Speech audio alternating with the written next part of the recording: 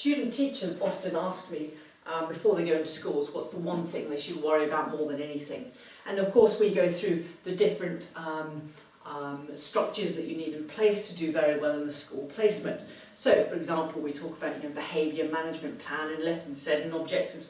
The usual stuff that most teacher educators will go through to make sure you are an excellent teacher and an outstanding teacher. We get them to think critically. But one of the other things we talk about which become very important when they enter your first school placement and your second placement is to think about the social field that you're entering.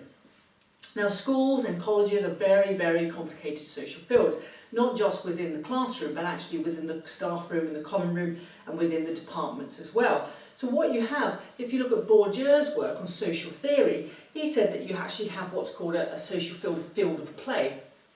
And in that field, you have various agents. And these agents, and these kind of, this representation, these agents are individuals within that social field. And they all interact within that field. But as with any social field, these agents have different powers. So some agents will have more influence over that field of play than others. They will have more power. And that power comes from various things. It may be, for example, what's called cultural capital, it could be economic capital, it could be social capital as well. Perhaps they have more or better education than other teachers within that field. It may be that they've been around a lot longer. It could be that their results are better. There'll be various things that mean that some of these agents will have more power over those fields. Now, what does that mean? Well, it means, generally speaking, that the agents that have the power over those fields, they set the rules. And these are the rules of that field of play. Kind of like football, but also like a snooker table as well. So they decide what rules can be played and what rules can't be played.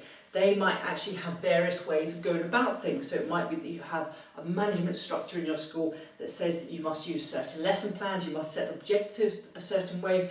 Sometimes they might say, we don't like group work, we want you actually to teach in a certain way. It could be very didactic, it might actually be the completely opposite. It might be more to do with the social interaction with the students and pupils. But these are the things that you will come across when you enter your school. So it won't be just you going in and trying as hard as you can and teaching as well as you can and progressing your students. You also need to think about this social environment you're entering and how the powers are playing out and who's in charge.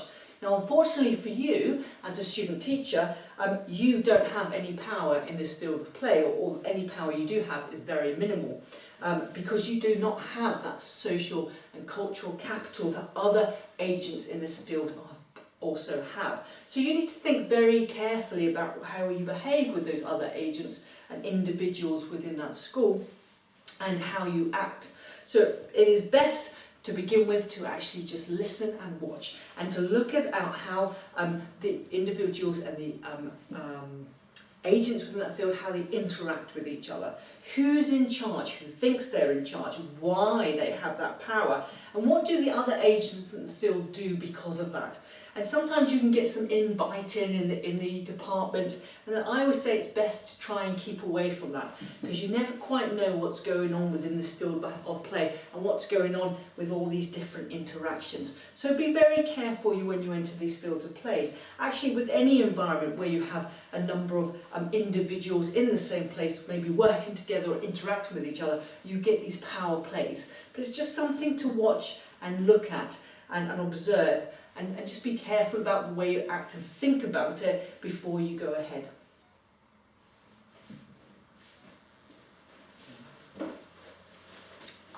Is that better?